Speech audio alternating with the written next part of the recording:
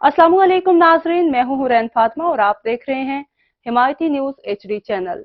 नजर डालते हैं आज की अहम खबर पर। जिला मलीर थाना इब्राहिम हैदरी SHO इरफान आसिफ की गुटके मावा बेचने वालों के खिलाफ ताबड़तोड़ कार्रवाइयां जारी।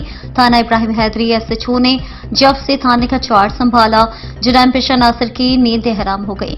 थाना इब्राहिम हैदरी SHO ने गुटका मावा बेचने वालों के खिलाफ आते ही क्रैकडाउन का आगाज कर दिया और 2 मुल्जिमान को भारी मिकदार में गुटका मावा फरोख्त करते हुए गिरफ्तार कर लिया और मुल्जिमान के कब्जे से भारी मिकदार में गुटका मावा बरामद करके दोनों मुल्जिमान के खिलाफ मुकदमा दर्ज करके मज़ीद तफ्तीश के लिए तफ्तीशी हुकाम के हवाले कर दिया।